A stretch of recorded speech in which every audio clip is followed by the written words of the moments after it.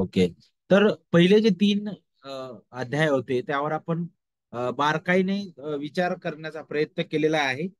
अ, आजपासून विशेष करून आपण अ, असे काही नाही का त्याचे भाग करणार आहोत आणि त्या भागांद्वारे आपण तो जो संदर्भ आहे किंवा तो अध्याय जो आहे थोडक्यात आपण समजण्याचा प्रयत्न करूया. माझ्याकडे मत आहे ही पुस्तक संपवण्यासाठी केवळ आजचा आणि येणारा एक क्लास आहे फक्त, आणि त्यामध्ये हे अध्याय आपण थोडक्यात सारांश रूपाने का होत नाही, परंतु शिकण्याचा आपण प्रयत्न करणार आहोत. तर या आपण सुरुवात करूया. मागील क्लासमध्ये आपण विशेष करून 1 ते 3 अध्यायांवर मनन केलं. आपण त्यावर उलगडा ऐकलेला आहे. अध्याय 3 मध्ये आपण योहान जो आहे त्याच्या संदेशाबद्दल शिकलो. आणि त्याच्या संदेशाचे जे वैशिष्ट्य आहे किंवा त्याच्या संदेशातील जी घटक आहेत त्याबद्दल आपण अ, मागील क्लासमध्ये आपण पाहिलेलं आहे. आज आपण अध्याय 4 मध्ये येतो आणि विशेष करून अध्याय 4 कडे जाण्या अगोदर आपण जे काल अभ्यासलेलं होतं आणि विशेष करून जो शेवटचा भाग होता, ज्यावेळेस त्याच्याकडे आपण पाहतो जिथं ख्रिस्ताचा बाप्तिस्मा झाल्यानंतर आपण पाहतो की त्याच्यावर पवित्र आत्मा उतरलेला आहे. आणि तिथून अगदी स्पष्ट झालं की देवाकडून तो आहे तो अभिषिक्त असा तो ख्रिस्त आहे, मसीहा आहे. आणि आपल्याला पाहायला भेटतो स्वतः पित्याने त्याच्याबद्दल साक्ष दिली. आणि वचन 17 मध्ये आपण पाहिलं होतं की आकाशातून अशी वाणी झाली की हा माझा पुत्र मला परमप्रिय आहे. आणि मग आपण होशेमधून पण शिकलो आणि इतरही यशाच्या पुस्तकामधून पण आपण पाहिलेलं आहे. आणि विशेष करून ज्यावेळेस पिता त्याला हा माझा पुत्र म्हणून उद्देशितो किंवा बोलतो, तर हे शब्द आपल्याला त्याचं त्याचं राजकीय पद, त्याचे राजशाही जे कार्य आहे त्याची आठवण करून देतं. कारण स्तोत्र 2 मध्ये सुद्धा हीच भाषा आपल्याला पाहायला भेटते, जिथं देव अ, अ, पिता जो आहे तो पुत्राला माझा पुत्र म्हणून तो उच्चारतो.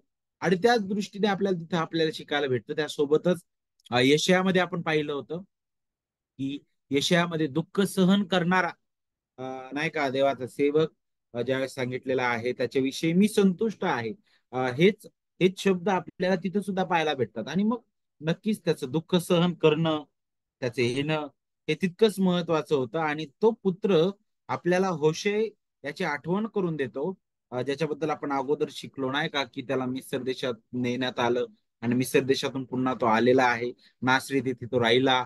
आणि ज्यावेळेस आपण त्याबद्दल अ, अ, विचार करतो, तर आवाज कमी येते का सगळ्यांना?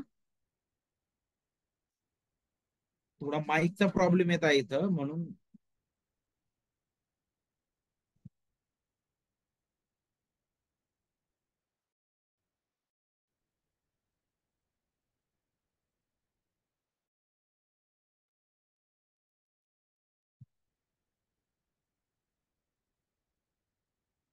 हॅलो, आवाज येतो का सगळ्यांना आता? हॅलो. हॅलो.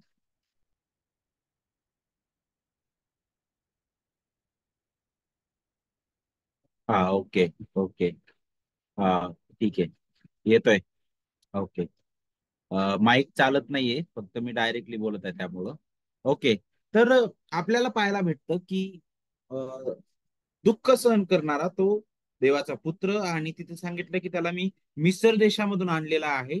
आणि जणू काय ज्या प्रकारे देवाने ते जे इस्रायल लोक होते त्यांना मिसर देशातून आणलं, त्यांना अरण्यातून जावं लागलं, तशाच प्रकारे तो मिसर देशातून आल्यानंतर आता डायरेक्ट अरण्यामध्ये आपल्याला पाहायला भेटतो. आणि तो संदर्भ आपल्याला अध्याय 4 मध्ये पाहायला भेटतो, जिथं अरण्यात असताना ज्या प्रकारे आपण पाहतो की तिथं ते इस्रायल लोक जे आहेत त्या अरण्यातून जात असताना ते ते असफल झाले नाही का, ते विश्वसनीय नाही राहिले देवाबद्दल. परंतु इथं एक विरोधाभास दाखवलाय. आणि इथं हा जो विरोधाभास दाखवलेला आहे त्यातून ख्रिस्त खरा इस्रायल आहे नाही का, त्याची प्रतीती येते. आणि त्याबद्दलच आपण विशेष करून या या अभ्यासाची सुरुवात करत असताना अध्याय 4 कडे आपण येतो आणि सुंदर रीतीने ख्रिस्त आपल्याला तिथं बाप्तिस्म्यानंतर लगेच आपण पाहतो की तो त्या अरण्यात आहे. आणि विशेष करून सैतान त्याला तिथं घेऊन गेला नाही, तर ही पूर्णपणे देवाची इच्छा होती. आणि ख्रिस्त स्वइच्छेने गेलेला आहे, देवाच्या आत्म्याने त्याला तिथं नेलं सांगितलेलं आहे. तर देवाचं सार्वभौम नियंत्रण आपल्याला ख्रिस्ताच्या सेवेवर आणि आपण पाहतो की सर्वस्वावर होतं नाही का. त्याच्या जीवनातील प्रत्येक घडामोडीवर देवाचं जे सार्वभौम नियंत्रण आहे ते होतं. आणि आपण पाहतो की ज्यावेळेस आपण अध्याय 4 कडे येतो, तर तिथे आपल्याला पाहायला भेटतं की वचन 2 जे आहे ते अगदी इस्रायल लोकांची आठवण करून देणार आहे. आणि कशा प्रकारे आपण म्हणतो की ख्रिस्त हा खरा इस्रायल आहे, तो खरा इस्रायली आहे बरं. ते कशा प्रकारे आपल्याला समजेल, तर वचन 2 आपल्याला आठवण करून देतं. इस्रायल लोक 40 वर्ष त्या अरण्यात भटकले, त्या अरण्याच्या त्या स्थितीमध्ये राहिले, बरोबर. आणि तिथून जात असताना ते नेहमी देवाच्या विरुद्ध वागले, कुरकुर करणारे ते होते. तिथं त्यांच्यावर पुष्कळदा असे प्रसंग आले जे मिसरमध्ये त्यांना भेटत होतं. पुष्कळदा असं वाटलं की आता ते भेटल की नाही, त्याच्यावरून त्यांनी अण्णावून त्यांनी कुरकुर केली, जेवणावरून त्यांनी पाण्यावरून कुरकुर केली नाही का. आणि वारंवार ते कुरकुर करताना दिसतात. परंतु हा जो इस्रायल आहे, ज्यावेळेस देव म्हणतो की हा माझा पुत्र आहे आणि याच्याबद्दल मी संतुष्ट आहे, हा खरा इस्रायली आहे. आणि तो आपल्याला अरण्यात पाहायला भेटतो. आणि जणू काय 40 दिवस आणि 40 रात्र तो त्या ठिकाणी आहे आणि तिथं त्याने उपवास केलेला आहे. आणि आपल्याला पाहायला भेटतं की ज्यावेळेस ख्रिस्ताबद्दल आपण पाहतो, का बरं ख्रिस्त अरण्यात गेला, का बरं तो ह्या सगळ्या परीक्षेतून जात आहे, याचं कारण काय होतं. तर मी अगोदर सांगितल्याप्रमाणे तोच खरा इस्रायल आहे हे त्यातून स्पष्ट व्हावं. जो त्या अरण्यात सुद्धा विजयी झालेला आहे, तो यशस्वी झालेला आहे. दुसरी गोष्ट, ज्यावेळेस आपण हा संदर्भ वाचतो, तर हा संदर्भ आपल्याला पाहायला भेटतं की इथं आपल्याला त्याचं आशक्त पण सुद्धा पाहायला भेटतं. जिथं सांगितलं त्याला भूक लागलेली आहे, तो थकलेला आहे, तो दुर्बल दिसत आहे. तर इथं आपल्याला त्याचं परिपूर्ण मनुष्यत्व सुद्धा पाहायला भेटतं नाही का, की तो परिपूर्ण मानव आहे. तो परिपूर्ण मानव झाला, देहधारी झालेला आहे, त्याच्याबद्दल आपल्याला पाहायला भेटते. मग पुढे प्रश्न असा उपस्थित होतो की का बरं ख्रिस्त या परिस्थितीमधून गेला.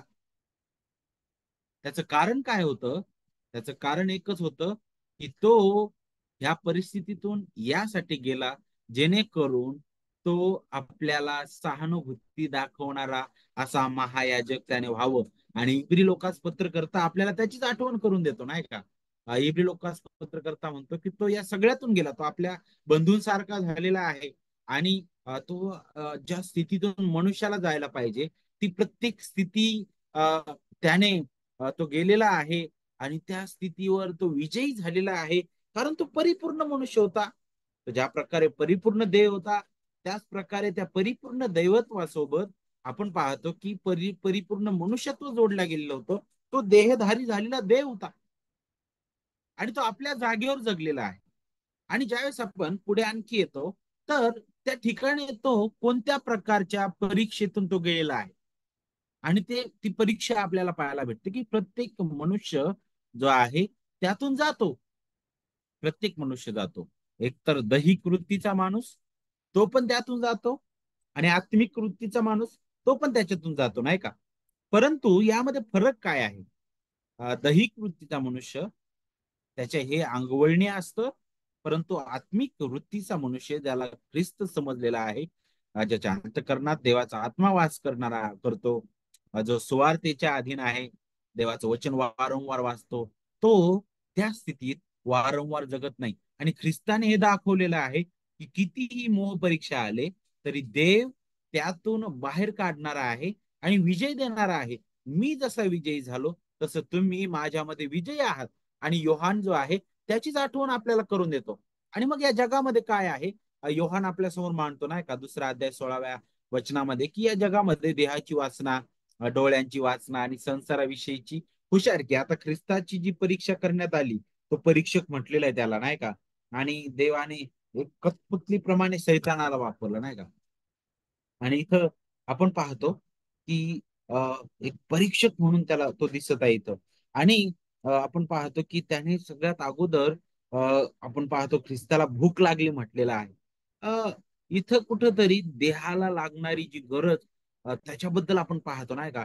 मग तिथंच तो घाला टाकण्याचा प्रयत्न करतो, नाही का, की पहा, तू देवाचा पुत्र आहेस तर या धोंड्याला भाकरी व्हाव्यात अशी आज्ञा तू कर, नाही का. आणि पुढे मग डोळ्यांची वासना. मग पुढे आपल्याला पाहायला भेटतं की तो एका उंच अशा ठिकाणी त्याला नेतो, नाही का. आणि तिथून त्या सर्व गोष्टी त्यांना तो दाखवतो, किंवा आपण पाहतो की या सगळ्या गोष्टी मी तुला देईल. तू काय कर, मला नमन कर.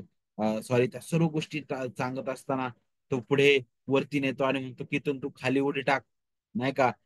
कारण तो आपल्या दूतांना तुझ्याविषयी आज्ञा करील आणि तुझा पाय धोंड्यावर आपटू नये म्हणून ते तुला हातावर झेलून धरतील म्हणे. तर तो सुद्धा वचन सांगताना दिसत आहे.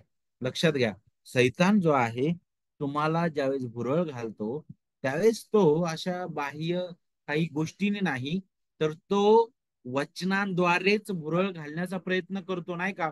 म्हणूनच गलतीकारास पत्रामध्ये आपण पाहत आहोत की जिथं पॉल म्हणतो की जी सुवार्ता मी तुम्हाला सांगितली त्याच्यापेक्षा जर निराळी सुवार्ता कुणी जर तुम्हाला येऊन सांगतो तर तो शापभ्रष्ट असो. आणि सैतान काय करतो, ख्रिस्ताच्या सुवार्तेवरच घाला करतो, नाही का. देवाच्या वचनाला विरुद्ध करतो. तेच एदेन बागेपासून आपण पाहतो, सुरुवातीपासून आपण पाहतो की अरे देवाने तुम्हाला म्हटलं ना. नाही नाही नाही, देवाची इच्छा ती नाहीये, नाही का. देवाची इच्छा ती नाही. देवाला माहित आहे की तुम्ही जर एक फळ खाल्लं तर तुम्ही त्याच्यासारखं व्हाल म्हणे, नाही का. म्हणून देव बाप तसं म्हणत आहे आणि देव तसं बोलत आहे. त्याची इच्छा नाही तुम्ही त्याच्यासारखं व्हावं म्हणून. म्हणजे काय होत आहे, तो कुठं घाला करतो, देवाच्या वचनावर, देवाच्या सत्याची तो असत्यासोबत काय करतो तो, तो जोड करतो. आणि भयंकर गोष्ट आहे, तो प्रयत्न करतो, नाही का. आणि आज सुद्धा आपल्याला या जगात पाहायला भेटतं. का बरं विविध पंथ आहेत, विविध प्रकार चुकीचं शिक्षण प्रणाली आपल्याला पाहायला भेटते, जे शास्त्राच्या विरुद्ध आहे, परंतु जे शास्त्राचाच उपयोग करतात. आणि ते भयंकर आहे, नाही का. फार मोठं वास्तव्य त्यांचं आहे. त्याचं कारण काय आहे, त्याचं कारण ही इथं मूळ आहे, नाही का. आपण पाहतो सैतानाने ख्रिस्त जो दुःख सहन करणारा मसीहा होता, त्याच्या ह्या वचनबद्धतेला आव्हान केलेलं आहे या परीक्षेद्वारे, नाही का. आणि जणू काय आपण ज्यावेळेस पाहतो की अगोदर पासून त्या मसीहाबद्दल बोललेला आहे. तो मसीहा येणार आहे, तो असा घोड्यांवर स्वार होऊन, तो असे करणे वाजत असताना फार पराक्रमाने, फार मोठ्या अशा राजमहालातून अशा प्रकारे तो येणार नव्हता. तो मसीहा त्याच्या प्रजेला तारण्यासाठी येणार होता, त्याच्या प्रजेसाठी दुःख सहन करून त्याच्या प्रजेसाठी मरण्यासाठी आणि तिसऱ्या दिवशी पुनरुत्थित होण्यासाठी येणार होता. त्याचं हे कार्य करण्यासाठी तो खास आलेला आहे. याच्यासाठी तो नियुक्त करण्यात आलेला होता. यासाठी तो ख्रिस्त अगदी आपल्याला पाहायला भेटतं की अगदी त्याच्यासाठीच तो आलेला आहे. परंतु आपण पाहतो की सैतान जो आहे, त्याच्या उद्देशावरच अ, घाला करण्याचा प्रयत्न करत आहे.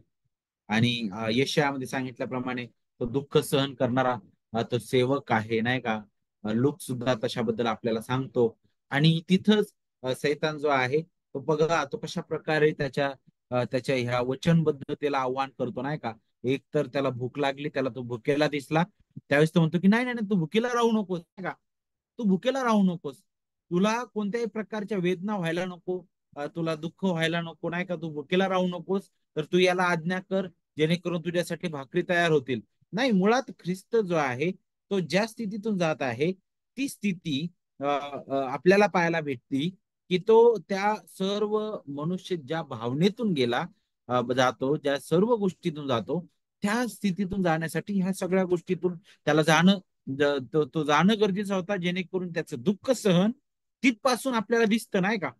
परंतु त्याच्यावरच सैतान जो आहे, तो घाला करण्याचा प्रयत्न करतो. आणि आज सुद्धा ख्रिस्ती जगतामध्ये हेच शिक्षण फार सुंदर रीतीने, फार फुलवून नाही का शिकवलं जातं, नाही का, की ख्रिस्ती जीवन हे फारच साधं सोपं आहे.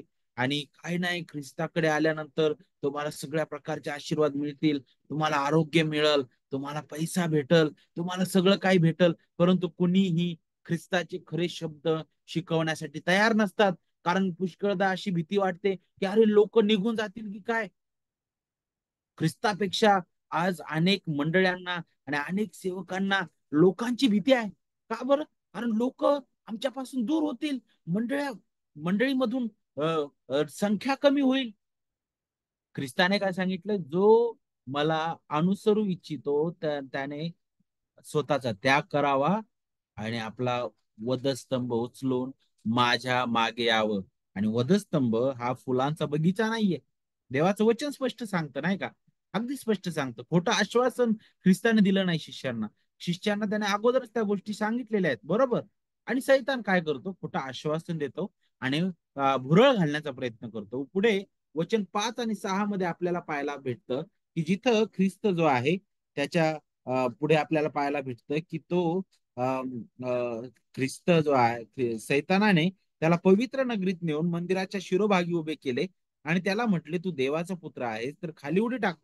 कारण असा शास्त्रलेख आहे, सैतान म्हणतोय असा शास्त्रलेख आहे की तो आपल्या दूतांना तुझ्याविषयी आज्ञा करील आणि तुझा पाय धोंड्यावर आपटू नये म्हणून ते तुला हातावर झेलून धरतील. आता पहा, इथं सुद्धा आपल्याला आणखी एक गोष्ट पाहायला भेटते, ती म्हणजे काय? अं, आणखी एक धूर्त जो डाव आहे पहा. अ, अ, वेदना न देता, नाही का, अ, अ, विश्वास ठेवण्यास की आश्चर्यचकित करणं, नाही का, काही वेदना न होता तुम्ही जो आहे अगदी आपलं आपलं जीवन तुम्ही व्यतीत करू शकता. आणि जणू काय ख्रिस्ताला तो अशाच प्रकारे म्हणतो, अरे तू या वेदनेतून जाऊ नकोस, नाही का, तुला गरज नाही, तुला वेदना होऊ देणार नाही देव. इथं बघा, तू वरून उडी टाकली ना म्हणे, तर म्हणे तुला देवदूत येऊन हातावर उचलून धरतील, तुला वेदनाच होऊ देणार नाही देव. आहे का? हे पहा कुठं आश्वासन कसं आहे, बरोबर. जर मी आज हे वचन घेतलं आणि मी जर वरून उडी मारली तर मला नक्कीच माझा पाय मोडणार आहे, नाही का? कारण ते वचन त्याच्याबद्दल नव्हतं, नाही का? कशाबद्दल ते सांगत आहे, याचा दुरुपयोग कसं करायचा तो सैतानाला फार चांगल्या रीतीने माहित आहे, बरोबर की नाही? आणि आपण तेच इथं पाहत आहोत. आणि त्याने ख्रिस्ताची परीक्षा पाहत असताना ह्याच गोष्टीचा उपयोग केला. पुढे आपल्याला पाहायला भेटतं वचन 8 आणि 9 मध्ये, जिथं सैतानाने त्याला एका अतिशय उंच डोंगरावर नेऊन त्याला जगातील सर्व राज्ये व त्यांचे वैभव दाखवलं आणि त्याला म्हटलं, तू पाया पडून मला नमन करशील तर मी हे सर्व तुला देईन म्हणे. आता पाहिलं, इथं तो ऐकलेला नाही, बरोबर. त्याला माहित होतं की याला भुकावलेला आहे आणि तो इतका भुकावलेला आहे की आता त्याला खायला पाहिजे आणि नक्की इथं तो पडणार आहे. नाही, तो इथं पडला नाही. मग आणखी पुढे जाऊन, अरे तो आता तरी काय कर, पुढे जाऊन आणखी देवाची परीक्षा कर, नाही का?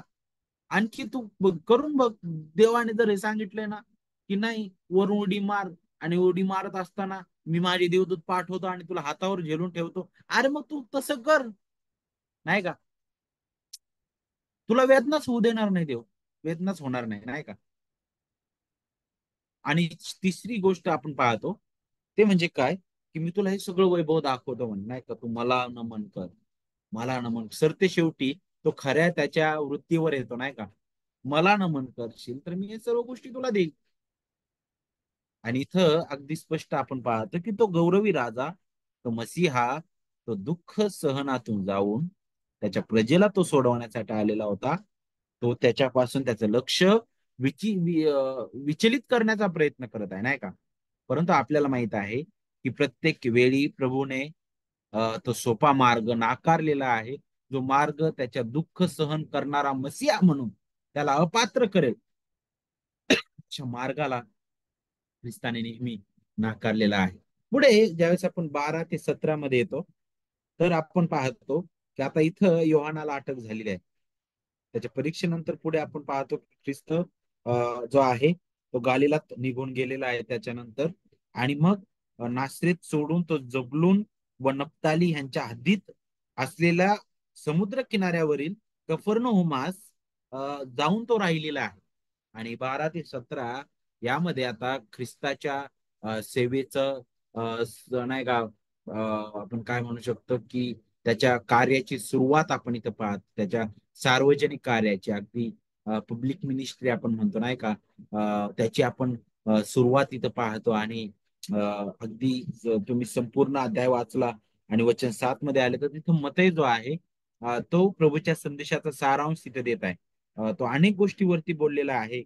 आणि अद्भुत रीतीने वचन 16 मध्ये, वचन 15 मध्ये, विशेष करून तो वचन 16 मध्ये म्हणतो, अंधकारात बसलेल्यांवर प्रकाशाचा उदय झाला आहे आणि मृत्यूच्या प्रदेशात व छायेत बसलेल्यांवर ज्योती उगवली आहे, नाही का. आणि आपण पाहतो की तेव्हापासून येशू घोषणा करत सांगू लागला. मग ते जो आहे अगदी सारांशाकडे घेऊन जातो. आणि तो सारांश जो आहे त्याच्या संदेशाचा तो देतो, तो अशा प्रकारे आहे की पश्चाताप करा कारण स्वर्गाचे राज्य जवळ आले आहे. पश्चाताप करा कारण स्वर्गाचे राज्य जवळ आले आहे. आता मत्तईच्या नुसार जी सुवार्ता ख्रिस्ताने गाजवली ती म्हणजे स्वर्गाचं राज्य जवळ आलं आहे. असं म्हटलं नाही की स्वर्गाचं राज्य पूर्ण झालं आहे. इथं सांगितलं की स्वर्गाचं राज्य जवळ आलेलं आहे. पुढे जाऊन ख्रिस्त शिष्यांना म्हणतो की स्वर्गाचं राज्य तुमच्यामध्ये आहे, बरोबर. आणि विशेष करून ज्यावेळेस आपण याबद्दल विचार करतो, इतर ठिकाणी देवाच्या राज्याबद्दल बोलतो, देवाचं राज्य, स्वर्गाचं राज्य, हे शब्द तुम्हाला मतईमध्ये वारंवार पाहायला भेटतील. कारण मतई जो आहे तो ख्रिस्ताला राजा म्हणून दाखवत आहे, स्पष्ट करतो नाही, बरोबर. आणि त्याचं राज्य तो प्रगट करतो, नाही का. आणि इथं ज्यावेळेस आपण येतो त्याच्या स्वतःच्या सेवेद्वारे प्रभू येशूने स्वर्गाचं राज्य या पृथ्वीवर जणू काय तो घेऊन आलेला आहे. ख्रिस्ताचं येणं जणू काय स्वर्ग पृथ्वीवर आलेला आहे. कारण तो देव पृथ्वीवर आला, तो देहधारी झाला, त्याच्याबद्दल आपल्याला पाहायला भेटतं.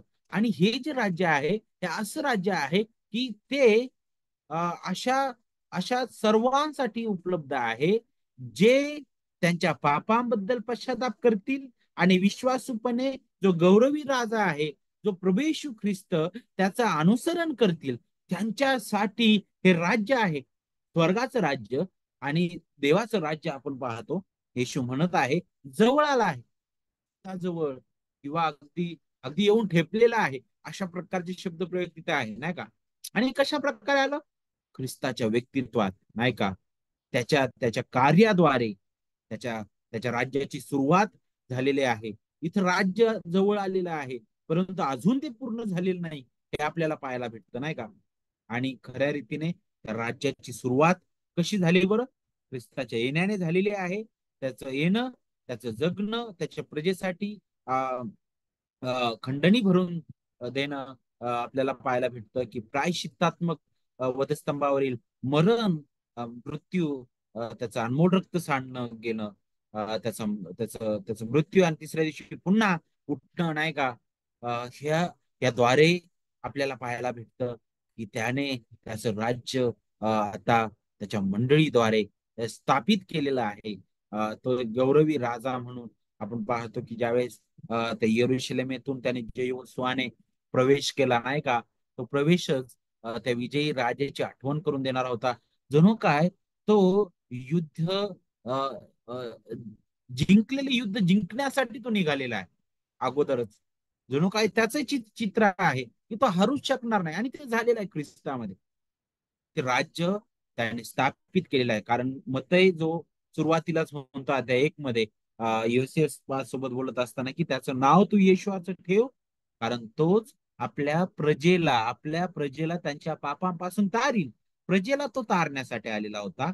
आणि त्याचं हे कार्य त्याने पूर्ण केलेलं आहे. आणि हे कार्य पूर्ण करून त्याने त्याची प्रजा मोलाने विकत घेतलेली आहे. आणि आता त्याचं राज्य प्रस्थापित आपल्याला पाहायला भेटतं की झालेलं आहे. त्याच्या त्याच्या राज्याद्वारे आपल्याला पाहायला भेटतं त्याच्या राज्याची ही सुरुवात जणू काय त्याच्या मंडळीद्वारे झालेली आहे. त्याचं राज्य सुरुवातीपासून होतच, तो महान निर्माण करता या नात्याने.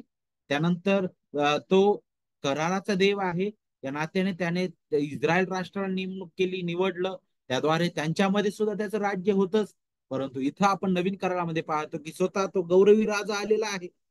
त्याने स्वतः आपल्या देहाने, आपल्या मृत्यूने, आपल्या रक्ताद्वारे राज्याची स्थापना केलेली आहे, त्याची सुरुवात झालेली आहे.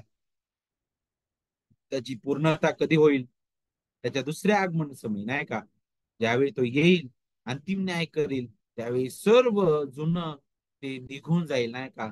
सर्व दुष्टता, पाप, सैतान, सर्व अविश्वासणारे, त्यांचा न्याय, अंतिम न्याय होईल. आणि पहा, ख्रिस्ताची प्रजा त्याच्यासोबत भौतिक रीतीने सदा सर्व काळ राज्य करणार आहे. पुढे आपण येत असताना अध्याय 4 वचन 18 ते 22 मध्ये आपण पुढे येतो. तर तिथं आता शिष्यांना पाचारणाबद्दल आपल्याला पाहायला भेटतं. आता तो नंतर गालिल समुद्राजवळून येशू चालला असताना त्याने पेत्र म्हटलेला शिमोन व त्याचा भाऊ अंद्रिया त्या दोघा भावांना समुद्रात पाक टाकताना पाहिले, कारण ते मासे धरणारे होते. त्याने त्यांना म्हटले, माझ्या मागे या, म्हणजे मी तुम्हाला माणसे धरणारे करीन.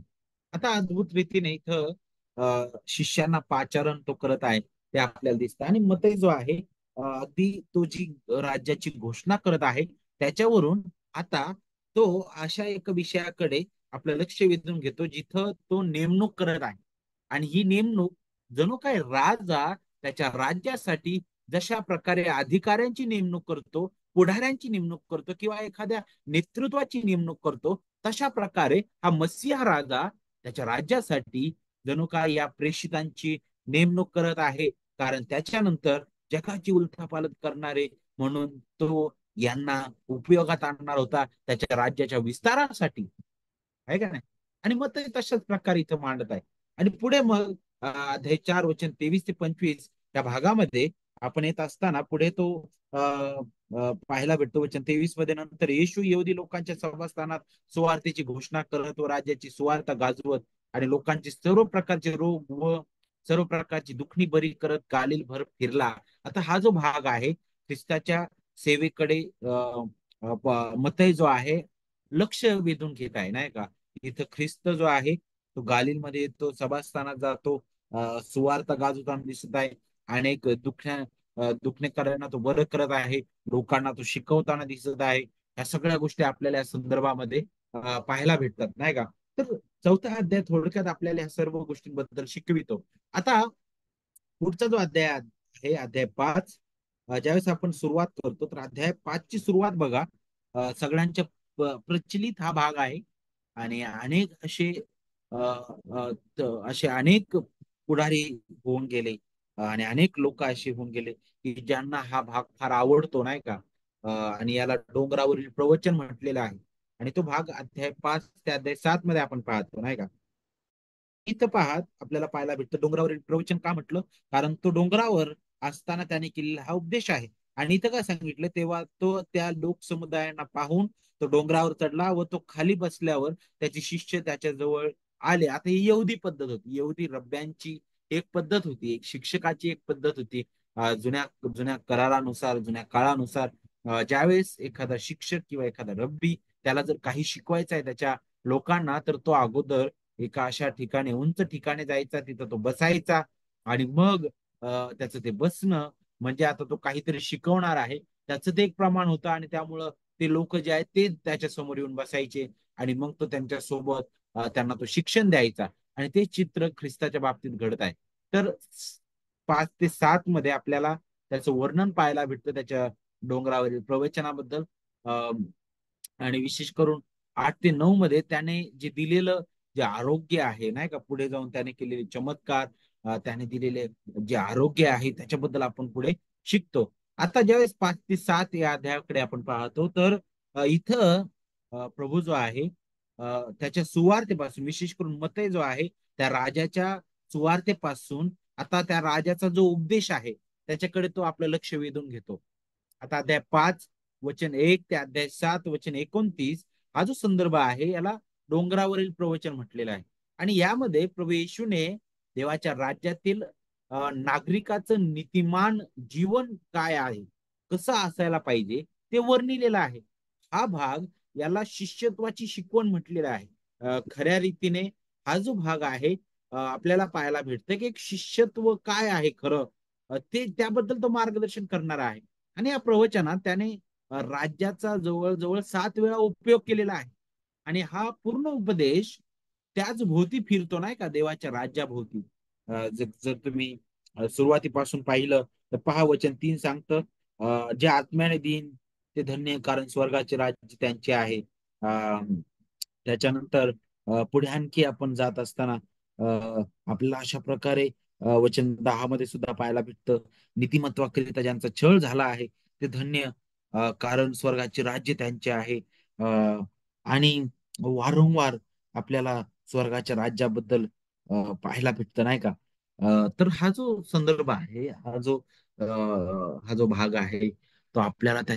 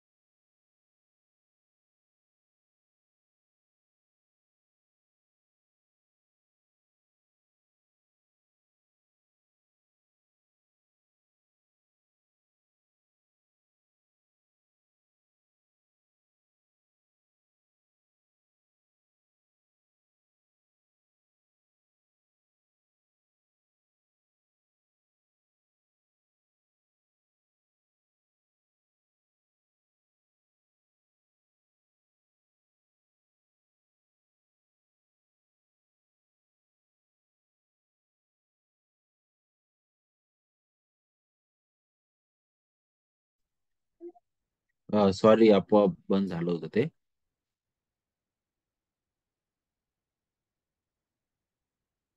तर आपल्याला पुढे हे शिकायला भेटतं की कशा प्रकारे ख्रिस्त जो आहे, त्याचं परिपूर्ण कार्य इथं तो दाखवत आहे, आणि का बरं तो या सगळ्या गोष्टी बोलत आहे. यातून तो त्या धार्मिक पुढाऱ्यांना, यहुदी पुढाऱ्यांना, जे असं विचार करत होते की अरे, आम्ही जो विचार करत आहे धार्मिकतेबद्दल, नीतिमत्वाबद्दल, तो अगदी उच्च लेवलचा आहे. परंतु ख्रिस्त जो आहे तो यातून हे दाखवत आहे की तुम्ही जो विचार करत आहात खऱ्या रीतीने धार्मिकतेबद्दल, नीतिमत्वाबद्दल, त्यापेक्षाही कितीतरी पुढचा किंवा तुमच्या कल्पने पलीकडचा असा आपल्याला पाहायला भेटतं की त्याची आव्हानं आहेत. आणि म्हणूनच तो वचन 20 मध्ये, अध्याय 5 आणि वचन 20 मध्ये तो ज्यावेळेस बोलतो त्यावेळेस तो म्हणतो की मी तुम्हाला सांगतो, शास्त्री व परुषी यांच्या नीतिमत्वापेक्षा तुमचे नीतिमत्व अधिक झाल्याशिवाय वर्गाच्या राज्यात तुमचा प्रवेश होणारच नाही. काय होत आहे, जे शास्त्री पुरुषी ज्या धार्मिकतेबद्दल ज्या प्रकारे विचार करत होते, खऱ्या रीतीने पवित्र शास्त्रामध्ये जी धार्मिकता प्रकट करण्यात आलेली आहे, त्या धार्मिकतेच्या ते जवळ पण नव्हतं, नाही का? त्याच्याही पलीकडे काहीतरी देव मागणी करत आहे. आणि तेच आपल्याला इथं ख्रिस्त त्यातून दाखवत आहे.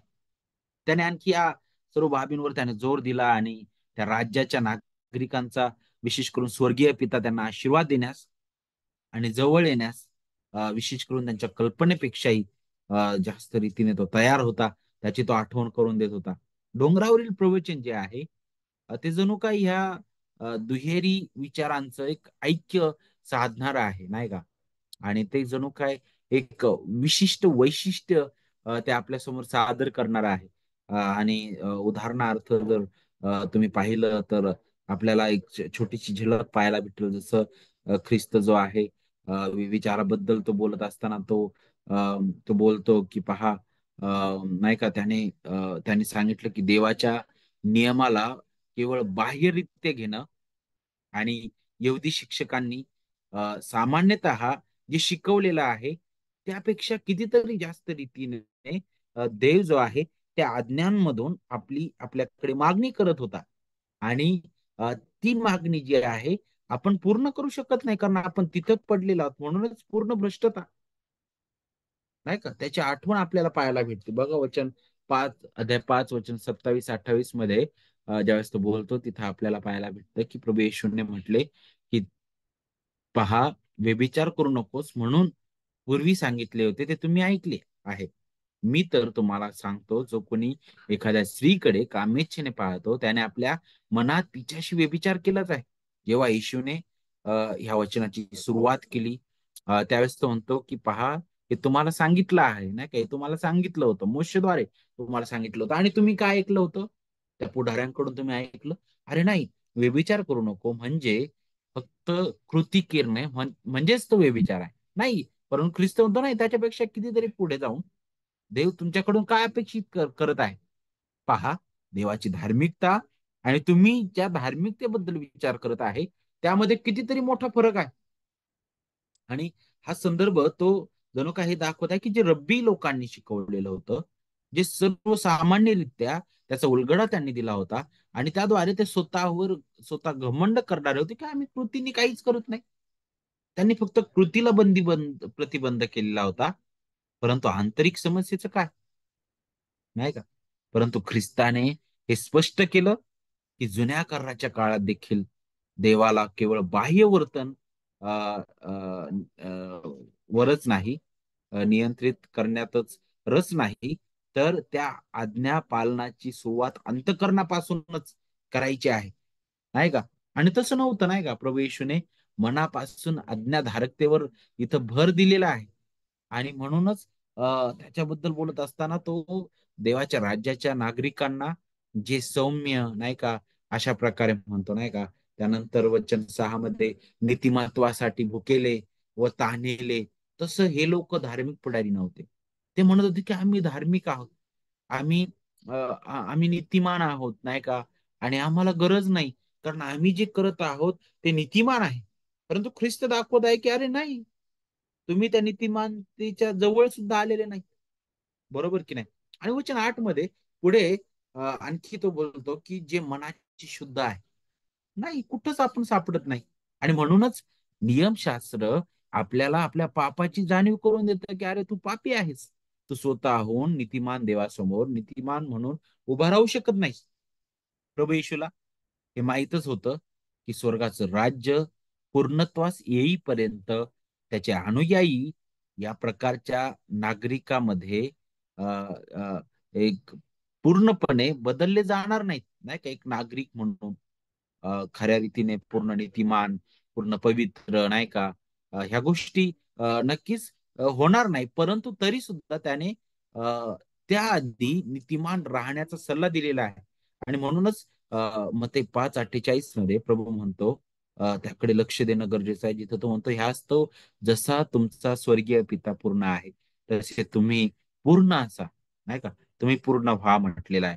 आता एका अर्थाने ही आज्ञा पूर्ण करणं अशक्य आहे. देवासारखा परिपूर्ण कोणी असू शकत नाही. पण त्यामुळे आपण निराश होऊ नये. या उलट आपल्याला पाहायला भेटतं की प्रभू येशूने आपल्याला दयाळू, प्रोत्साहन देणारं असं अभिवचन त्याने दिलेलं आहे. त्याच्या संपूर्ण या प्रवचनात त्याने त्याच्या अनुयायांना अगोदरच आश्वासन दिलेलं आहे की राज्य आपलं आहे. आणि म्हणूनच आपण पाहतो की मत्ते अध्याय 5 वचन 3 ते 10 मध्ये जे धन्य वचन त्याने दिलेले आहेत, त्यामुळे जवळजवळ तो 8 आशीर्वाद देताना किंवा 8 आशीर्वाद आपण त्यामध्ये पाहतो, नाही का? आणि त्यातून जणू काय आपण पाहतो की त्यातील त्याच्या मध्यभागी असणारे जी 6 अभिवचनं आहेत, ते हे सांगतात की हे आशीर्वाद भविष्यात जेव्हा स्वर्गाचं राज्य पूर्णत्वास येईल तेव्हा मिळतील, नाही का? पण पहिलं आणि शेवटला जो आशीर्वाद आहे ते वेगळे आहेत. वचन 3 मध्ये आपण पाहिलं, जे आत्म्याने देईल ते धन्य, कारण स्वर्गाचं राज्य त्यांचं आहे म्हटलेलं आहे, बरोबर? वचन 10, नीतिमत्वाकरिता ज्यांचा छळ झाला आहे ते धन्य, कारण स्वर्गाचं राज्य त्यांचं आहे. ओके. अ, हा आशीर्वाद अगोदरच मिळालेला आहे, बरोबर? आणि त्या राज्यासाठी देव आपल्याला, त्या राज्याच्या नागरिकांना तो तयार करत आहे. आणि ख्रिस्ताचं डोंगरावरील प्रवचन त्याच्याबद्दलच आहे. खरं शिष्यत्व काय आहे ते आपल्याला समजणं गरजेचं आहे. आपण जितकं ख्रिस्तामध्ये मुळावले जातो, तितकं आपण आपल्या आत्म्यात दीन होतो, सौम्य होतो, आणि तितकं आपल्याला पाहायला भेटतं की आपण नीतिमत्वाकरिता भुकेले होतो. कारण तितकं आपली दयनीय अवस्था आपल्याला जाणवते आणि तितकं आपल्याला गौरवी नीतिमत्वाबद्दल भूक वाढते आणि दिवसेंदिवस आपण त्याच्यासाठी वाटचाल करत जातो. ख्रिस्ताचे अनुसरण करणं याबद्दल बोलत असताना खरोखर हे एक मोठं आव्हान आहे. जे हे दाखवतं की देवाच्या राज्याचं जे सामर्थ्य आहे हे आपल्या त्याच्या राज्याच्या नीतिमान नागरिक म्हणून दिवसेंदिवस बदलत आहे आपल्याला. त्या राज्यासाठी तो आपल्याला तयार करत आहे. आणि आपण पाहतो पुढे जाऊन अ, अध्याय 8 मध्ये आपण येतो. अध्याय 8 वचन 1 ते अध्याय 11 वचन 1 मध्ये, जिथं आता तो ह्या सगळ्या गोष्टी बोलल्यानंतर आता त्या राज्याच्या विस्तारासंबंधी जो मते आहे तो आपलं लक्ष वेधून घेतो पुढं. आणि या संदर्भामध्ये पुढे येत असताना ख्रिस्ताने केलेले चमत्कार आणि त्यावर लोकांच्या मिळालेल्या वेगवेगळ्या प्रतिक्रिया आपल्याला पाहायला भेटतात. विशेष करून अध्याय 8 वचन 1 ते अध्याय 9 वचन 38 जर आपण पाहिलं तर हा असा भाग आहे जिथं अ, प्रभू येशूचे चमत्कार आणि लोकांच्या प्रतिक्रिया आपण पाहतो. आणि या भागामध्ये जवळजवळ हा भाग जो आहे 11 भागांमध्ये विभागला गेलेला आहे. आणि यामध्ये आपल्याला अध्याय 8 वचन 1 ते 4 मध्ये आपण पाहतो येशू आणि एक कुष्ठरोगी तिथं आपल्याला पाहायला भेटतो. त्याला तो बरं करतो. अध्याय 8 वचन 5 ते 13 मध्ये शताधिपतीचा चाकर आपल्याला पाहायला भेटतं. त्याला तो बरं करतो. 8वा अध्याय 14 ते 17 मध्ये पेत्राची सासू. त्यानंतर 18 ते 27 मध्ये ते वादळ तो शांत करतो. 28 ते 34 मध्ये आपल्याला पाहायला भेटतं की ते दोन भूतग्रस्त त्याच्याबद्दल सांगितलेलं आहे. अध्याय 9 वचन 1 ते 8 मध्ये एक पक्षघाती व्यक्ती त्याच्याबद्दल सांगितलेला आहे. अध्याय 9 वचन 9 ते 17 मध्ये जकातदार आणि पापी व्यक्तीबद्दल सांगतो तो. अध्याय 9 वचन 18 ते 26 मध्ये एक मुलगी आणि स्त्री, नाही का, तिच्याबद्दल आपल्याला शिकायला भेटतं. अध्याय 9 वचन 27 ते 31 मध्ये दोन आंधळ्या व्यक्ती, त्यांना दृष्टीदान त्याच्याबद्दल सांगितलंय. अध्याय 9 वचन 32 ते 34 मध्ये पुन्हा भूतग्रस्ताबद्दल सांगितलंय. आणि अध्याय 35 ते 38 मध्ये विशेष करून ख्रिस्ताच्या त्या करुणेचं चित्रण अ, तो तो करतो, नाही का. आणि त्याद्वारे हा जो संदर्भ आहे तो संपतो. आता ज्यावेळेस आपण या संदर्भाकडे पाहतो तर आपल्याला पाहायला भेटतं की ख्रिस्ताने केलेले चमत्कार हे फारच अद्भुत होते, जे केवळ देवच करू शकतो. कुष्ठरोगी बरा होणं, मृत मुलगी उठणं, आंधळ्याला दृष्टी येणं, भूतग्रस्ताला मुक्त करणं, यातून ख्रिस्ताने त्याचा अधिकार आणि त्याचं सामर्थ्य दाखवलेलं आहे. वादळ शांत करणं, यातून ख्रिस्त हा गौरवी, महान, पराक्रमी देव आहे आणि त्याचं नियंत्रण निसर्गावर आहे. त्याबद्दल सांगितलेलं आहे की सर्व गोष्टींवर तो नियंत्रण करणारा तो सार्वभौम देव आहे. हे चमत्कार घडले, परंतु या प्रत्येक चमत्काराच्या मागे लोकांच्या वेगवेगळ्या प्रतिक्रिया पण होत्या. आणि त्या प्रतिक्रिया सुद्धा मतही जो आहे तो मांडत आहे. आणि त्यातील सगळ्यात पहिली प्रतिक्रिया म्हणजे ते लोक थक्क झाले म्हटलेलं आहे. काही ठिकाणी त्यांना आश्चर्य वाटलं म्हटलेलं आहे. आणि काही ठिकाणी त्यांना इतकं आश्चर्य वाटलं तर काहींना भीती वाटली की आता आमचं जे प्रभुत्व आहे ते जाईल, आणि म्हणून ते ख्रिस्ताला विरोध करायला लागले. ख्रिस्ताला विरोध करायला लागले. आवाज येतो का आता? हॅलो? हॅलो? आवाज येत आहे का?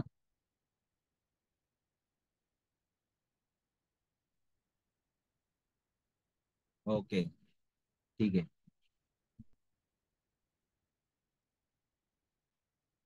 ओके. तर लोकांच्या प्रतिक्रिया सुद्धा बदलताना आपल्याला दिसत आहे. त्याबद्दल आपण पाहतोय, नाही का. आणि विशेष करून ज्यावेळेस आपण आणखी पुढे येतो तर पुढे आपल्याला पाहायला भेटतं की लोकांनी वेगवेगळ्या प्रतिक्रिया दिल्या. जसं अ, अध्याय 8 वचन 34 मध्ये आपण पाहतो की लोकांना येशूची भीती वाटली. अध्याय 9 वचन 3 मध्ये पुन्हा ते घाबरले, ते थक्क झाले म्हटलेलं आहे. अध्याय 9 वचन 14 मध्ये अ, त्यांनी ख्रिस्ताला प्रश्नात पाडण्याचा प्रयत्न केलेला आहे. काही लोकांनी प्रभू येशूला विरोध केला. कारण त्यांनी जाणून बुजून आपल्याला पाहायला भेटतं की जे सत्य आहे ते नाकारलेलं आहे. आणि वचन अध्याय 9 वचन 37 मध्ये आपण पाहतो, विशेष करून 34 मध्ये आपण पाहतो की जे परुषी होते ते म्हणायला लागले की हा भूतांच्या अधिपतीच्या साह्याने भूते काढतो. आणि दुःखाची बाब होती की ख्रिस्त जो आहे तो अद्भुत ते कार्य करत आहे, तितकं त्याची सेवा पुढे जात आहे, तितकं ह्या लोकांची मन कठीण होत आहेत. तो जितकं पुढे जात आहे, तो सेवा करत आहे, तितका अधिक अधिक विरोध त्याचा होत आहे. आणि जितका त्याचा अधिक विरोध होत आहे, तितका त्याच्या वधस्तंभासाठी मार्ग तयार होत आहे. आणि देव अद्भुत रीतीने ह्या सर्वांचा उपयोग त्या महान गौरवी ख्रिस्ताला वधस्तंभाकडे घेऊन जाण्यासाठी करत आहे, अद्भुत रीतीने. कारण हे देवाचं महान सार्वभौमत्व आहे.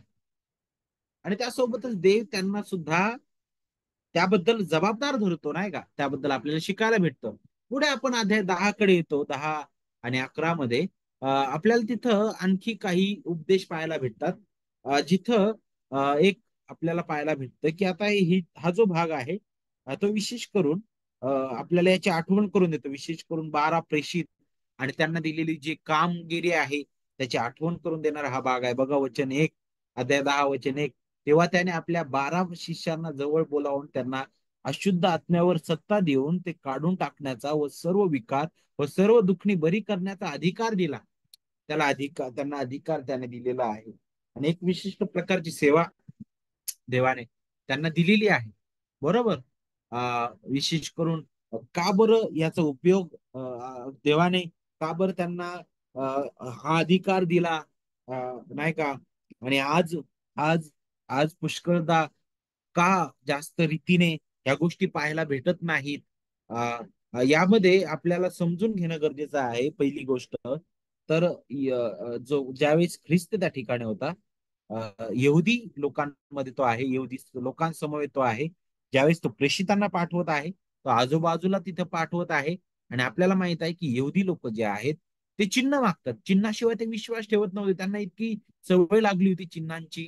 रोग बरे व्हावे, चिन्ह आम्ही पाहावं, काहीतरी अद्भुत तू दाखव, त्यावेळेस आम्ही आम्ही विश्वास ठेवू. अगदी सुरुवातीपासून त्यांची त्यांची सवय ती झाली होती, नाही का? आणि म्हणून याद्वारे जणू काय त्यांचा अधिकार तो स्पष्ट व्हावा आणि जे कार्य त्यांना सोपवण्यात आलेलं आहे ते स्पष्ट व्हावं. आणि म्हणून त्या काळा साठी त्या गोष्टी घडताना आपल्याला दिसतात. प्रेषितांच्या कृत्येमध्ये सुद्धा आपल्याला अनेक चमत्कार घडताना दिसतात. त्या मानाने आज त्या गोष्टी घडत नाहीत, नाही का? पुष्कळदा आज आपल्याला काय देवाने कामगिरी सोपवलेली आहे, त्या लोकांची कामगिरी काय होती? प्रेषितांची कृत्य जर आपण बारकाईने वाचलं तर आपल्याला पाहायला भेटतं की प्रेषित जे होते ते चमत्कारासाठी जात नव्हते, तर ते ख्रिस्ताची सुवार्ता घेऊन जायचे आणि ख्रिस्ताची सुवार्ता ते सरळ सरळ गाजवायचे. आणि ख्रिस्ताची सुवार्ता गाजवत असताना, ती सुवार्तेचं कार्य करत करत असताना देव त्या लोकांच्या हृदयात कार्य करायचा. तिथं तो चमत्कार घडून आणायचा. आणि त्याचा उद्देश काय होता? त्या लोकांना याची जाणीव व्हावी आणि हा पुरावा मिळावा की हे जे लोक बोलत आहेत हे देवाचा संदेश आहे, देवाकडून आहे आणि हे अद्भुत आहे. बरोबर. देवाने त्याचा उपयोग त्या ठिकाणी करून घेतला. आणि आजही योग्य वेळी देवबाप त्याच्या इच्छेनुसार चमत्कार करण्यास समर्थ आहे. देव कधी न बदलणारा देव आहे, आपल्याला माहित आहे. परंतु तो माझ्या इच्छेने नाही करणार, ते नाही का? तो त्याच्या इच्छेने करतो. सगळ्यात महान चमत्कार काय काय? पाप्याचं हृदय बदलणं, नवीन जन्म होणं, सगळ्यात मोठा चमत्कार आहे. आणि त्याच्या सुवार्तेच्या सामर्थ्याद्वारे घडतं, नाही का? देवाने ख्रिस्तान त्याच्या शिष्यांना त्याच्या राज्याचे दूत किंवा प्रतिनिधी म्हणून त्याने उभं केलं, नाही का? कारण या भागात आपण पाहतो विशेष करून त्यांना उभं करत आहे. आणि आपल्याला पाहायला भेटतं की प्रभू येशू ख्रिस्ताने याच्या शेवटी येत असताना अनेक आव्हानाला प्रत्युत्तर दिलेलं आहे. त्याच्या अनुयायांना विशेष करून त्याने त्या त्या त्या कामगिरीसाठी उभं केलं. आणि एवढंच नाही तर त्याने प्रार्थना सुद्धा करण्यासाठी सांगितली, नाही का? की नाही का, शेत नाही का खूप आहे, काम खूप आहे, नाही का? पीक फार आहे, परंतु कामकरी थोडे आहेत, नाही का? आणि पिकाच्या धन्याने कामकरी पाठवावेत म्हणून प्रार्थना करा. बरोबर. म्हणून प्रार्थना करा. देवाने, ख्रिस्ताने प्रेषितांना एक प्रार्थना, एक आज्ञा दिली होती. आणि आपल्याला पाहायला भेटतं की आजही आपण त्यासाठी प्रार्थना करायला पाहिजे, नाही का? आपल्या मंडळीमधील तरुण लोक जे आपल्याला दिसत आहेत त्यांना आपण वचनात वाढवणं गरजेचं आहे, नाही का? मंडळीमध्ये योग्य प्रशिक्षण देणं गरजेचं आहे.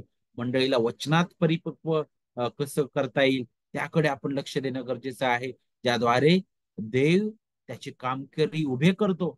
आणि त्याच्या कामकऱ्यांसाठी आपण नित्य प्रार्थना करायला शिकलो पाहिजे. आणि येशूने 12 शिष्यांना सेवेसाठी सशक्त केलं, त्यांना त्याने सामर्थ्य पुरवलं. आणि एवढंच नाही, तर ख्रिस्ताने त्याच्या वैयक्तिक राज्याचा विस्तार करण्यासाठी त्यांना त्यांना त्यांना उभं केलेलं आहे. आणि म्हणूनच वचन अध्याय मत्तई अध्याय 10 वचन 7-8 मध्ये सांगितलं, पहा जात असताना अशी घोषणा करत जा म्हणे, स्वर्गाचं राज्य जवळ आलं आहे. रोग्यांना बरे करा, मेलेल्यांना उठवा, कुष्ठरोग्यांना शुद्ध करा, भूते काढा. तुम्हाला फुकट मिळालंय, फुकट द्या. फुकट मिळालंय, फुकट द्या. हा ह्या वचनाचा फार दुरुपयोग करतात लोक, नाही का? वेगवेगळ्या प्रकारे कुठं पण ते जोडतात. खऱ्या रीतीने प्रेषितांना उद्देशून हे बोललेलं आहे. काय मिळालं होतं त्यांना फुकट? अ, त्यांना जे अद्भुत तारण मिळालं, महान सुवार्ता मिळाली देवाने, ख्रिस्ताने त्यांना तो अधिकार दिला. या संदर्भानुसार ख्रिस्ताने त्यांना अ, अ, अ, रोग्यांना बरं करण्यासाठी अधिकार दिला होता, भूते काढण्यासाठी त्याने अधिकार दिलेला होता, सामर्थ्य पुरवलेलं होतं. हे अगदी विनामूल्य त्यांना मिळालेलं आहे. तो म्हणतो की ते कार्य करा, सुवार्ता सांगा, सुवार्ता गाजवा, नाही का? याच्या मागचा मुख्य उद्देश होता देवाचं राज्य.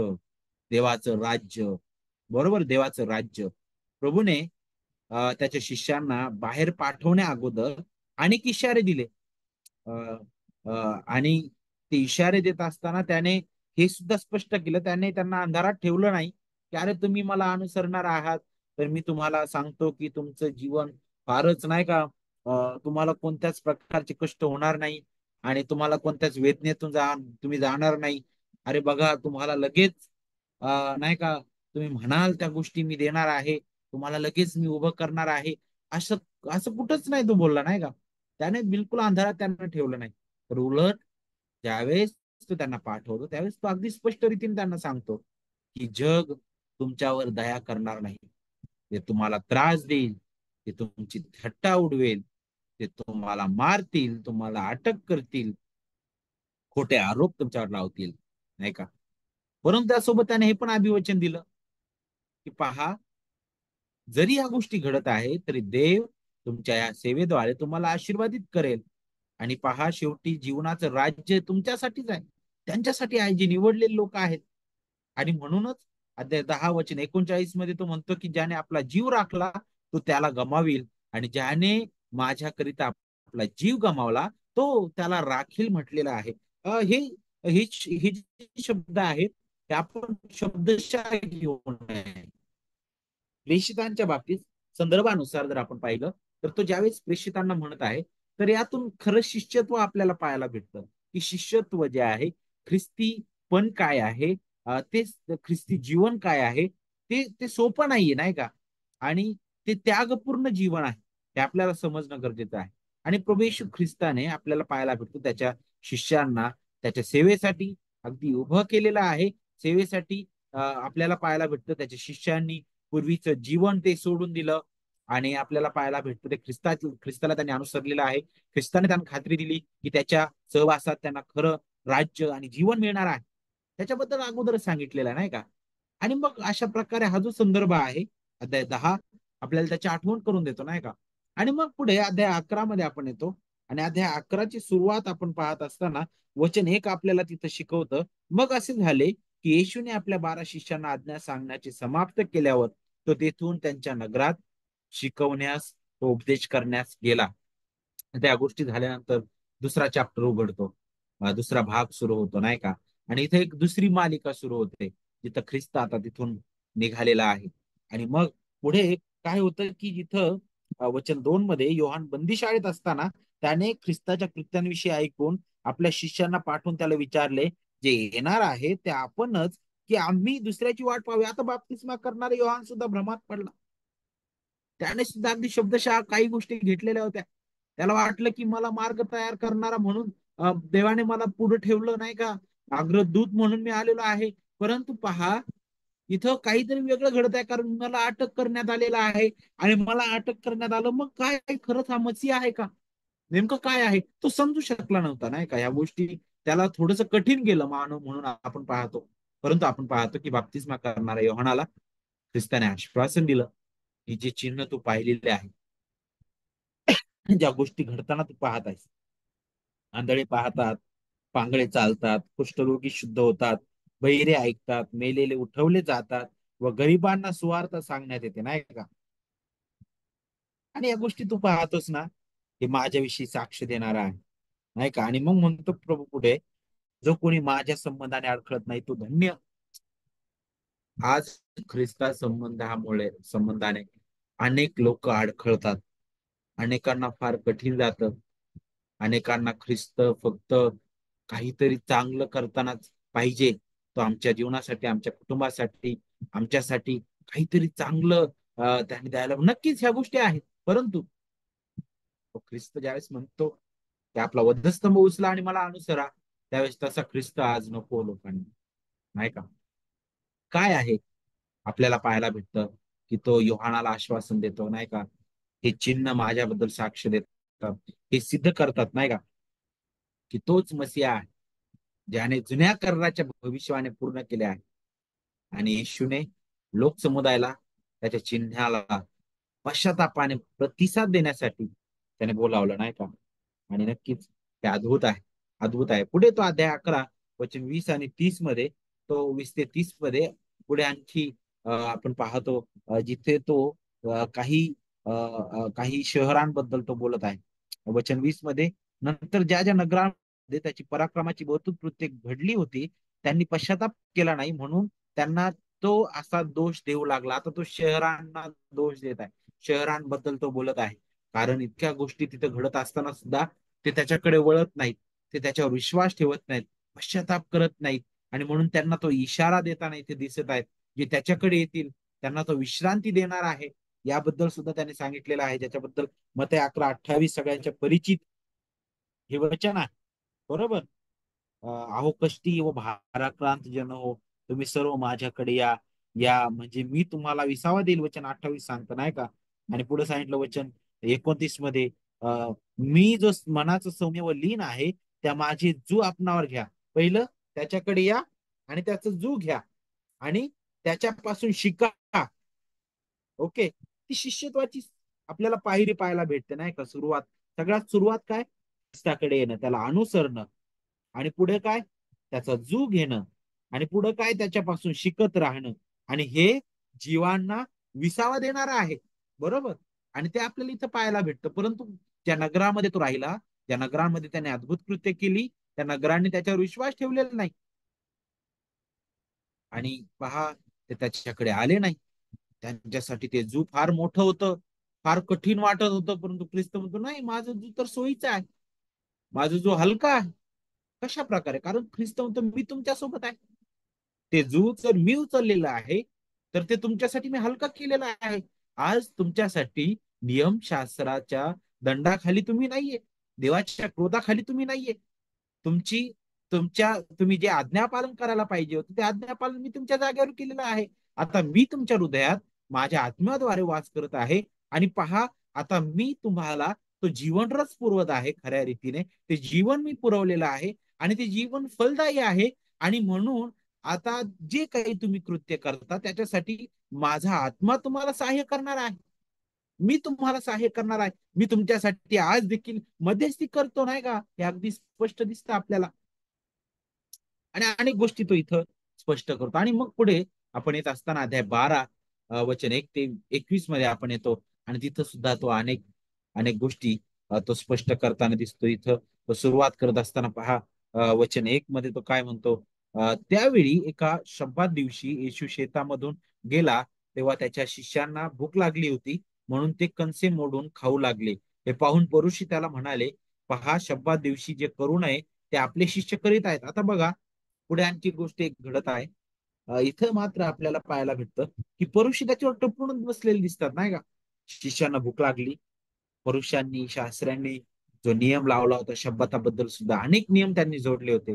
परंतु सगळ्यात मोठी गोष्ट, त्यांनी प्रत्येक गोष्टीला मर्यादा राखल्या होत्या. शब्दात दिवशी तुम्ही इतक्याच घास खायला पाहिजे, तुम्ही इतकेच पावलं चालायला पाहिजे, तुम्ही इतकंच काम करायला पाहिजे, तुम्ही हेच काम करायला पाहिजे, हे काम करायला नको. आता ज्यावेळेस शिष्यांना भूक लागली, ते रानातून जात होते, भूक लागली म्हणून त्यांनी कणेस मोडले आणि ते खाल्ले. कणेस मोडणं आणि खाणं हे पुरुषांच्या विचाराने पहा कामाप्रमाणे होतं. त्यांनी इतके असे नियम लावले होते नाही का, आणि त्यावरून ते ख्रिस्ताला धरण्याचा प्रयत्न करत होते. ख्रिस्तासंग त्यांनी वादविवाद करण्याचा प्रयत्न केला. परंतु त्यावेळेस ख्रिस्ताने सांगितलं की मी शब्दाचा धनी आहे. शब्दात तो पुढं त्या शब्दाबद्दल तो अगदी स्पष्ट त्याचा अधिकार तो प्रकट करतो नाही का. अनेक गोष्टी तिथं तो बोलतो नाही का, की कारण मनुष्याचा पुत्र शब्दाचा धनी आहे म्हणे. आणि आपल्याला पाहायला भेटतं की तो स्पष्ट रीतीने त्याची आठवण करून देतो, विशेष करून जे याजक होते. आणि नंतरच्या काळ पुढे जाऊन तो ज्यावेळेस त्या मंदिरात जातो तिथे सुद्धा तो सॉरी त्याची आठवण करून देतो नाही का. दाविदाने केलेल्या त्या कार्याची तो आठवण करून देतो, जिथं दाविदाला भूक लागली आणि त्याला मंदिरातील समर्पित भाकरी देण्यात आल्या. मग याद्वारे तो शब्दात मोडला गेला किंवा तिथं तो दोषी ठरला गेला का, तर नाही, नाही का. तर आपल्याला पाहायला भेटतं की यातून ख्रिस्त खऱ्या रीतीने त्याची आठवण तो करून देत आहे, त्याचा अधिकार तो प्रदर्शित करत आहे. आणि येशूने शिकवलं की शब्दात हा आरोग्यासाठी आणि मनुष्याला वाचवण्यासाठी दिलेला होता. शब्दात जर आपण पाहिलं तर खऱ्या रीतीने त्याचा अर्थ होतो विसावा नाही का. आणि आपण ज्यावेळेस उत्पत्ती क्रमाकडे जातो, देवाने विसावा घेतला. देवाने तो एक क्षण मनुष्याच्या लाभासाठी दिलेला होता, त्यांच्यासाठी दिलेला होता की त्यांनी सर्व आठवडाभर कष्ट करावं आणि त्या दिवशी त्यांनी विश्राम घ्यावा आणि तो दिवस प्रभूसाठी अधिक आणि अधिक त्यांनी घालवावा. अशा प्रकारे त्याबद्दल ते आठवण करून देत होतं. परंतु यांनी त्याला फारच वेगळ्या पद्धतीने घेतलेलं होतं नाही का. आणि पुढे मग अध्याय 12 वचन 38 ते 50 मध्ये तो आता आपण पाहतो की हे जे पुरुष आहेत पुढे थांबत नाही. आता हा गट आणखी पुढे त्याला अडकवण्याचा प्रयत्न करतो. आणि पुढे जाऊन आपण पाहतो की ते जे आहेत वचन 38 मध्ये आता त्याच्याकडे चिन्ह मागतात. शास्त्री व पुरुषी यांच्यापैकी काही जण त्याच्याकडे आले आणि म्हणाले, गुरुजी, तुमच्या हातचे चिन्ह पाहावे अशी आमची इच्छा आहे. बघा, त्यांची इच्छा आहे. त्यांना इतकी आवड लागली होती चिन्हांची, इतकी सवय लागली होती. आज सुद्धा अनेक मंडळांना तीच गरज भासत आहे. अनेक लोक म्हणतात की आम्हाला चिन्ह दाखवा, आमच्यासाठी तू हे कर, तरच तू आहेस नाही का. अरे, आम्ही ख्रिस्ताकडे आलो, परंतु आमच्या जीवनात आजार पण का आहेत. अरे, आम्ही या स्थितीतून का जातो, आम्ही त्या वेदनेतून का जातो, आम्हाला तो याच्यातूनच बाहेर काढ आणि मगच आम्ही ठरवू नाही का. नाही, ख्रिस्तीत्व कशाबद्दल आहे आपल्याला समजणं गरजेचं आहे. जर आपण ख्रिस्ताला अनुसरतो तर ख्रिस्तामध्ये आपण विजयी आहोत. आणि आपल्याला माहित आहे की या सगळ्या स्थितीतून आपण जाणार आहोत. आणि ज्यावेळेस ते चिन्ह मागतात त्यावेळेस ख्रिस्त त्यांना अगदी स्पष्ट सांगतो की तुम्हाला अगोदरच हे चिन्ह दिलेलं आहे, त्याच्या पलीकडे तुम्हाला दुसरं चिन्ह दिलं जाणार नाही. आणि ते चिन्ह योनाच आहे का. अशा प्रकारे योना जो आहे त्याला त्याला माशाच्या पोटात तो जातो नाही का. आणि पुन्हा तिसऱ्या दिवशी त्याला बाहेर टाकलं जातं आणि तो निनवेला संदेश देतो. त्यावेळेस निनवे पश्चाताप करते नाही का. त्याच प्रकारे या पृथ्वीवर म्हणे मनुष्याचा पुत्र जो आहे तो तो जगेल, तो वधस्तंभावर मारला जाईल आणि आपल्याला पाहायला भेटतं की तो अ, तिसऱ्या दिवशी तो पुन्हा उठणार आहे. आणि हे अनेक लोकांसाठी, अनेक परराष्ट्रीयांसाठी पश्चातापास पश्चाताप करण्यास कारणीभूत ठरणार असे एक कारण होणार आहे. तर थोडक्यात विशेष करून हा जो संदर्भ आहे आपल्याला या सर्वांची आठवण करून देणारा आहे. आणि म्हणून विशेष करून ज्यावेळेस आपण मतेबद्दल विचार करतो नाही का, आपण थोडक्यात एक धावती भेट त्या अध्यायांना दिलेली आहे. आणि विशेष करून त्याचा जो सारांश आहे तो समजण्याचा आपण प्रयत्न केलेला आहे. हा संदर्भ ख्रिस्ताचं दैवत्व आपल्या समोर सादर करतो नाही का. आपल्याला हा जो संदर्भ आहे पुन्हा एक वार शिष्यत्व आपल्याला सांगतो तो, आणि पुन्हा एक वार याची आठवण करून देतो की ख्रिस्ती पण काय आहे, ख्रिस्ती जीवन काय आहे. त्याच्याबद्दल तो आपल्याला आठवण करून देत आहे. ख्रिस्त त्याला अधिक जाणून घेणं, त्याला अधिक अनुसरणं, त्याचा वधस्तंभ घेऊन त्याच्या मागं जाणं हे अगदी अगदी गरजेचं आहे. हा सुवार्थेचा एक गाभा आहे, आणि त्याद्वारे देव आपल्याला त्याच्या राज्यासाठी घडवतो, नाही का. आणि मग कोणत्याही प्रसंगातून आपण जात असलो तरी आपण ख्रिस्तामध्ये नित्य आनंद करू शकतो, नाही का. परंतु जर आपण त्या शास्त्री पुरुषांसारखं नाही का आपलं जीवन जगायला लागलो, तर ते जे नीतिमत्व फक्त बाह्य रीतीने पाहत होते, परंतु आंतरिक रीतीने त्यांची अवस्था त्या चुना लावलेल्या कबरेप्रमाणे होती, ख्रिस्त म्हणतो, नाही का. फार बिकट ती अवस्था आहे. तशा प्रकारची अवस्था आपली नसावी, नाही का.